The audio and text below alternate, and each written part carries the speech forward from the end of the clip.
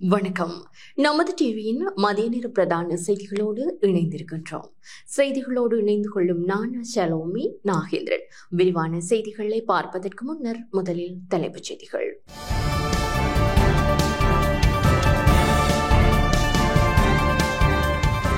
தமிழ்நாட்டிலிருந்து யாழ் திரும்பிய அகதியின் கைது, சாடும் விமல் ரத்நாயக்க. இலங்கையின் மனித உரிமை மீறல்கள் தொடர்பில் ஜனாதிபதியிடம் கேள்வி. நாட்டிற்கு விஜயம் மேற்கொள்கின்றார் ஐநாவின் உயர் அதிகாரி. ஒமிக்ரோன் வைரஸின் இரு திரிபுகள் நாட்டில் அடையாளம். கோவிட் தொற்றினால் சிசு ஒன்று மரணம். பிரான்சில் புகை பிடிக்க தடை. தொடர்பான உள்நாட்டு செய்திகள்.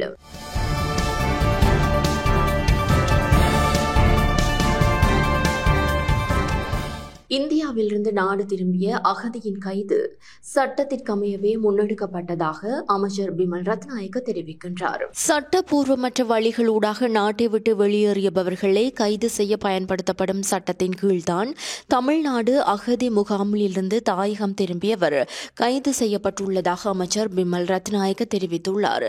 தமிழ்நாட்டுக்கு அகதியாக சென்று நாடு திரும்பிய 74 வயதான சின்னையா சிவலோகநாதன் கைது செய்யப்பட்டு விளக்கமறியலில் வைக்கப்பட்டுள்ளமை தமிழ் மக்கள் மத்தியில் பாரிய அதிர்வலைகளை ஏற்படுத்தியுள்ளது.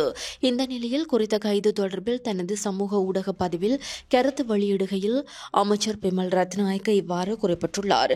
இந்த விடயம் தொடர்பில் மேலும் தெரிவித்துள்ள அவர், சட்டப்பூர்வமற்ற வழிகளூடாக நாட்டை விட்டு வெளியேறியவர்களுக்கு எதிராக பயன்படுத்தப்படும் சட்டத்தின் அடிப்படையிலேயே தமிழக அகதி முகாமிலிருந்து நாடு திரும்பிய நபர் கைது செய்யப்பட்டுள்ளார். தொடர்பு பட்டவர்கள் இதுகுறித்து செயல்பட்டிருந்தால் யுத்தத்தின் பின்னர் இந்த சட்டத்தை மாற்றி அமைக்கலாம். அமைச்சர் ஆனந்த விஜயபால உடன் கதைத்தேன். அவர் இந்த சட்டத்தை மாற்றுவதாக தெரிவித்துள்ளார். இது அரசாங்கத்தின் கொள்கை இல்லை. நாட்டின் பழைய சட்டம் ஒன்று நடைமுறைப்படுத்தப்பட்டுள்ளது. நானும் அமைச்சர் சந்திரசேகரும் 2007, 2008 அந்த அகதி முகாம்களுக்கு பயணம் மேற்கொண்டிருந்தோம் என குறிப்பிட்டுள்ளார்.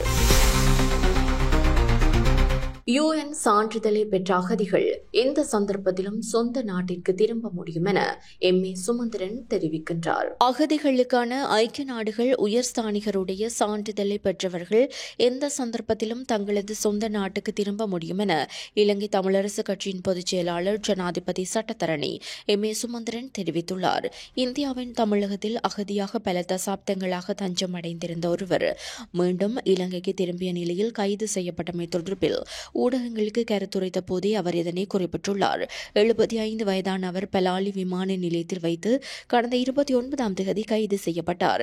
இந்த விடயம் தொடர்பில் முன்னதாக தமது எக்ஸ் பக்கத்தில் பதிவொன்றை இட்டிருந்த சபை முதல்வரும் அமைச்சருமான பிமல் ரத்நாயக்க சட்டப்பூர்வமற்ற வழியில் நாட்டை விட்டு வெளியேறியவர்களை கைது செய்ய பயன்படுத்தப்படும் சட்டத்தின் கீழ் அந்த நபர் கைது செய்யப்பட்டுள்ளதாக தெரிவித்துள்ளார். இந்த நிலையில் குறித்த விடயம் தொடர்பில் மட்டக்களப்பில் நேற்று ஊடகங்களுக்கு கருத்துரைத்திருந்த இலங்கை தமிழரசு கட்சியின் பொதுச் செயலாளர் ஜனாதிபதி சட்டத்தரணி இதனை தெரிவித்துள்ளார். அகதிகளுக்கான ஐக்கிய நாடுகள் உயர்ஸ்தானிகருடைய சான்றிதழை பெற்ற ஒருவர் மீண்டும் நாடு திரும்பும் போது அவர் எவ்வாறு நாட்டை விட்டு வெளியேறினார் என்ற கேள்விக்கு இடமில்லை என குறிப்பிட்டிருந்தார். படுகொலை செய்யப்பட்ட சிரேஷ்ட ஊடகவியலாளர் ஐயாதுரை நடேசனின் 21வது ஆண்டு நினைவேந்தல் மட்டக்களப்பில் முன்னெடுக்கப்பட்டது. படுகொலை செய்யப்பட்ட சிரேஷ்ட ஊடகவியலாளர் ஐயாதுரை நடேசனின் 21வது ஆண்டு நினைவேந்தலை தொடர்ந்து கண்டன ஆர்ப்பாட்டம் என்பன நேற்று மாலை மட்டக்களப்பில் முன்னெடுக்கப்பட்டன. மட்டு ஊடக அமையம், கிழக்கு ஊடகவியலாளர் ஒன்றியம், வடக்கு கிழக்கு சார்ந்த ஊடக அமைப்புகள் இணைந்து ஏற்பாடு செய்திருந்த குறித்த நிகழ்வுகளில் படுகொலை செய்யப்பட்ட சிரேஷ்ட ஊடகவியலாளர் ஐயாதுரை நடேசனின் திருவுருவ படத்திற்கு மலர் மாலை அணிவிக்கப்பட்டு 2 நிமிட மௌன அஞ்சலி செலுத்தப்பட்டது. அதனைத் தொடர்ந்து மட்டக்களப்பு காந்தி பூங்கா முன்பாக அமைக்கப்பட்டுள்ள படுகொலை செய்யப்பட்ட ஊடகவியலாளர்களின் நினைவாக நிறுவப்பட்டுள்ள நினைவு தூபிக்கு முன்பாக ஐயாதுரை நடேசன் உள்ளிட்ட ஊடகவியலாளர்களின் படுகொலைகளுக்கு நீதி கோரி கண்டன ஆர்ப்பாட்டம் ஒன்றினையும் முன்னெடுத்தனர். இந்த நிகழ்வில் பாராளுமன்ற உறுப்பினர் ஸ்ரீநேசன், அரசியல் பிரதிநிதிகள், சிவில் சமூக அமைப்புகளின் பிரதிநிதிகள் மற்றும் கிழக்கைச் சேர்ந்த ஊடக அமைப்புகளின் உறுப்பினர்கள் என பலர் கலந்து கொண்டனர். ஜெர்மனிக்கு ஜனாதிபதி அனுரகுமார திசாநாயக்க விஜயம் மேற்கொள்ள உள்ள நிலையில் அவரிடம் மனித உரிமை மீறல்கள் தொடர்பில் கேள்வி எழுப்பப்படும் என தகவல்கள் வெளியாகியுள்ளன. ஜனாதிபதி அனுரகுமார திசாநாயக்கவின் ஜெர்மனிய விஜயத்தின் போது இலங்கையின் மனித உரிமை மீறல் பொறுப்புக்கூறல் தொடர்பில் அவரிடம் கேள்வி எழுப்பப்படும் என தகவல்கள் வெளியாகியுள்ளன. ஜெர்மனி அரசாங்கம் இலங்கையின் மனித உரிமைகள் மீறல்கள் தொடர்பில் கரிசனை கொண்டுள்ள நிலையில் இந்த கேள்விகளுக்கு பதில்களை பார்க்கும் என ராஜதந்திர தகவல்கள் கூறுகின்றன. 2025 ஜூன் 12 3 நாள் உத்தியோகபூர்வ விஜயம் மேற்கொண்டு ஜனாதிபதி அனுரகுமார திசாநாயக்க ஜெர்மனிக்கு செல்ல உள்ளார். இந்த பயணத்தின் போது ஜனாதிபதி அனுரகுமார திசாநாயக்க ஜெர்மனிய ஜனாதிபதி மற்றும் வர்த்தக அமைச்சர் ஆகியோருடன் பேச்சுவார்த்தை நடத்தவுள்ளார். அத்துடன் பல வர்த்தக ஒப்பந்தங்கள் கையெழுத்தாகும் என வெளிநாட்டு அலுவல்கள் அமைச்சர் விஜித ஹேரத் தெரிவித்துள்ளார். இலங்கையின் ஜனாதிபதி இந்த விஜயத்தின் போது முதலீடு, சுற்றுலா மற்றும் பிற வணிக வாய்ப்புகளை ஈர்ப்பதற்கான வாய்ப்புகளை ஆராய்வார் எனவும் கூறப்படுகிறது. ஐக்கிய நாடுகள் சபையின் மனித உரிமைகள் உயர் ஆணையாளர் இலங்கைக்கு விஜயம் மேற்கொள்ள உள்ளார். ஐக்கிய நாடுகள் சபையின் மனித உரிமைகள் உயர் ஆணையாளர் வோல்கர் டக் இந்த மாதம் அல்லது ஜூலை ஆரம்பத்தில் இலங்கையை வருகை தரவுள்ளார். இலங்கையின் வெளியுறவு அமைச்சக தரப்புகள் இந்த தகவலை உறுதிப்படுத்தியுள்ளன. இந்த விஜயத்திற்கான உறுதியான திகதி இன்னும் உறுதி செய்யப்படவில்லை. இதன்படி கடந்த 9 ஆண்டுகளில் ஐக்கிய நாடுகள் மனித உரிமைகள் ஆணையாளர் ஒருவர் இலங்கைக்கு வருகை தருவது இதுவே முதல் முறையாகும். இறுதியாக 2016 பிப்ரவரியில் மைத்ரிபால சிறிசேன ஜனாதிபதியாக இருந்தபோது ஜெய்த்ராத் அல் ஹசைன் ஆணையாளராக இலங்கைக்கு வருகை தந்திருந்தார். இந்த நிலையில் 2022 அக்டோபரில் தனது கடமைகளை ஏற்றுக்கொண்ட ஆஸ்திரிய நாட்டவரான துர்கின் இலங்கை பயணம் முக்கியத்துவம் வாய்ந்ததாக அமைந்தது. சர்வதேச சமூகத்தால் எழுப்பப்பட்ட மனித உரிமைகள் கவலைகளை எவ்வாறு நிவர்த்தி செய்வது என அரசாங்கம் தடுமாறும் நிலையில் அவரின் பயணம் அமைந்துள்ளது. ஒமிக்ரான் வைரஸின் 2 உபதிரிபுகள் நாட்டில் அடையாளம் காணப்பட்டுள்ளன. எனினும் இதுகுறித்து அச்சம் கொள்ள தேவையில்லை எனவும் உரிய சுகாதார நடைமுறைகளை பின்பற்றுவதன் மூலம் வைரஸ் தொற்றிலிருந்து பாதுகாத்துக் கொள்ள முடியும் எனவும் சுகாதார அதிகாரிகள் தெரிவித்துள்ளனர். நாட்டின் பல வைத்தியசாலைகளில் இருந்து பெறப்பட்ட உயிரியல் மாதிரிகளின் அடிப்படையில் ஒமிக்ரான் கோவிட்-19 வைரஸின் 2 திரிபுகள் அடையாளம் காணப்பட்டுள்ளன. முகக்கவசம் அணிதல், நெரிசலான இடங்களில் இருப்பதை தவிர்த்தல் மற்றும் கைகளை கழுவுதல் போன்ற சுகாதார நடைமுறைகளை பின்பற்றுவதன் மூலம் வைரஸில் இருந்து பாதுகாத்துக் கொள்ள முடியும் என விசேட வைத்திய நிபுணர் ஜூட் ஜெமெகா தெரிவித்துள்ளார். இதனிடையே கராப்பட்டிய வைத்தியசாலையில் உயிரிழந்த சிசு ஒன்றின் உயிரியல் மாதிரியில் மேற்கொள்ளப்பட்ட பரிசோதனையின் போது கோவிட்-19 தொற்று உறுதி செய்யப்பட்டுள்ளது. எனினும் ஆசிய நாடுகளில் பரவி வரும் திரிபினால் சிசு பாதிக்கப்படவில்லை என்பது இதன்போது உறுதிப்படுத்தப்பட்டுள்ளது. ஆசிய பிராந்தியத்தில் உள்ள பல நாடுகளில் ஒமிக்ரான் வைரஸ் திரிபு அடையாளம் காணப்பட்டுள்ளது. இந்தியா, சீனா, சிங்கப்பூர் மற்றும் தாய்லாந்து போன்ற நாடுகளில் இந்த வைரஸ் திரிபினால் பாதிக்கப்பட்டவர்களின் எண்ணிக்கை அதிகரித்து வருவதாக தெரிவிக்கப்பட்டுள்ளது. இந்தியாவில் மாத்திரம் 3000க்கும் மேற்பட்டவர்களுக்கு இந்த திரிபு தொற்றுறுதியாகியுள்ளதுடன் 7 உயிரிழப்புகளும் பதிவாகியுள்ளதாக அந்த நாட்டு ஊடகங்கள் செய்தி வெளியிட்டுள்ளன. உள்ளூராட்சி சபை உறுப்பினர்களின் பெயர்கள் அடங்கிய வர்த்தமானி அறிவித்தல் வெளியிடப்பட்டுள்ளது. உள்ளூராட்சி மன்ற தேர்தலில் வெற்றி பெற்று பெரும்பான்மை பெற்ற உள்ளூராட்சி நிறுவனங்களின் நகர முதல்வர்கள், பிரதி நகர முதல்வர்கள், தவிசாளர்கள் மற்றும் பிரதி தவிசாளர்களின் பெயர்களை உள்ளடங்கிய வர்த்தமானி அறிவித்தல் வெளியிடப்பட்டுள்ளது. இதன்படி 22 மாவட்டங்களுக்கு அண்மையில் இடம்பெற்ற உள்ளூராட்சி மன்ற தேர்தலில் வெற்றி பெற்று பெரும்பான்மையை பெற்ற அரசியல் கட்சிகள், சுயாதீன குழுக்களால் குறித்த பதவிகளுக்காக பரிந்துரை பட்டவர்களின் பெயர்களை வர்த்தமானியில் அறிவிக்க தேர்தல் ஆணைக்குழு நடவடிக்கை எடுத்துள்ளது. உள்ளூராட்சி நிறுவனங்களின் உத்தியோகபூர்வ பதவிக்காலம் நாளை திங்கட்கிழமை ஆரம்பமாக உள்ளது.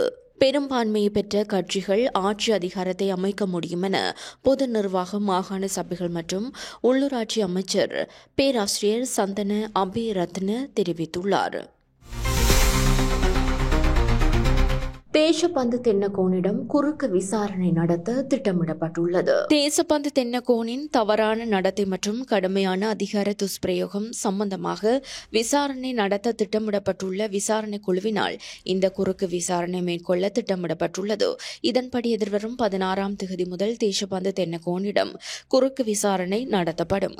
இதேவேளை இந்த குற்றச்சாட்டுகள் தொடர்பில் எதிர்வரும் 11ஆம் தேதி குற்றச்சாட்டுகள் தொடர்பாக வாய்மொழி சாட்சியங்களை அழைக்கவும் விசாரணை குழு முடிவு செய்துள்ளது.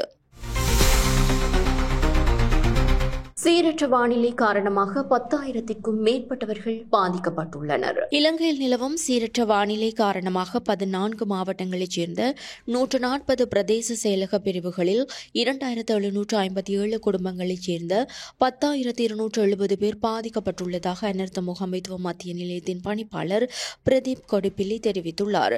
பெய்து வரும் பலத்த மழையை கருத்தில் கொண்டு நாடு முழுவதிலும் உள்ள பல நீர்த்தேக்கங்களின் வான்கதவுகள் திறக்கப்பட்டுள்ளதாகவும் அவர் கூறியுள்ளார். இதற்கிடையில் நிலவும் சூழ்நிலையில் 4 மாவட்டங்களுக்கு மண் சரிவு எச்சரிக்கைகளை வெளியிட தேசிய கட்டட ஆராய்ச்சி நிர்வாகம் நேற்று நடவடிக்கை எடுத்தது. காலி, கண்டி, கேகாலை, நுவரெலியா மற்றும் இரத்தினபுரி மாவட்டங்களின் பல பிரதேச செயலக பிரிவுகளுக்கு மண் சரிவு எச்சரிக்கைகள் விடுக்கப்பட்டுள்ளதாக தேசிய கட்டட ஆராய்ச்சி நிர்வாகத்தின் சிரேஷ்ட புவியியலாளர் கலாநிதி வசந்த சேனாதீர தெரிவித்துள்ளார். தொடர்வன சர்வதேச செய்திகள்.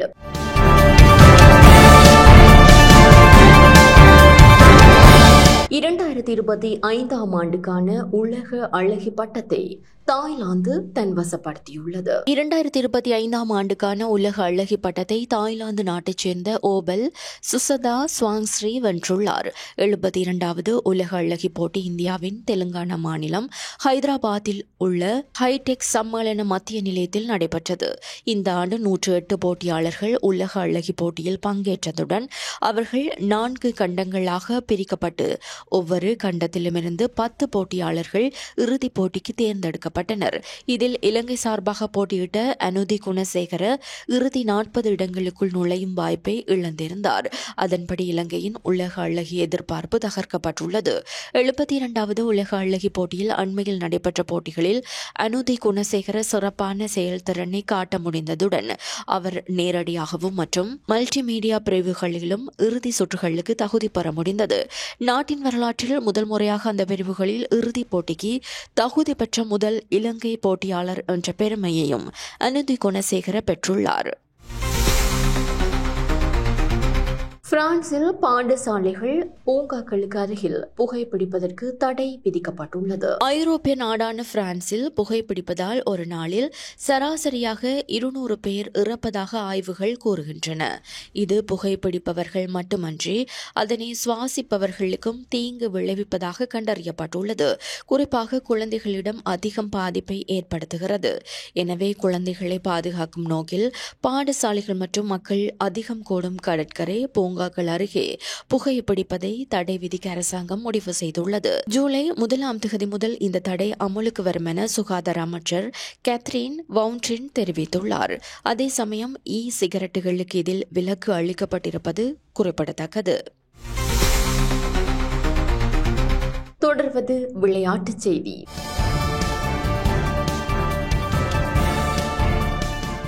இந்தியன் பிரீமியர் லீக் கிரிக்கெட் தொடரின் 2வது தகுதிகாண் போட்டி இன்று நடைபெறுகிறது. இந்த போட்டியில் மும்பை இந்தியன்ஸ் மற்றும் பஞ்சாப் கிங்ஸ் ஆகிய அணிகள் மோதுகின்றன. அகமதாபாத்தில் இன்றிரவு 7:30 அளவில் இந்த போட்டி ஆரம்பமாக உள்ளது. இன்றைய போட்டியில் வெற்றி பெறும் அணி நாளை மறுதினம் இடம்பெறவுள்ள இறுதிப் போட்டியில் ராயல் சேலஞ்சர்ஸ் பெங்களூரு அணியுடன் மோதவுள்ளது.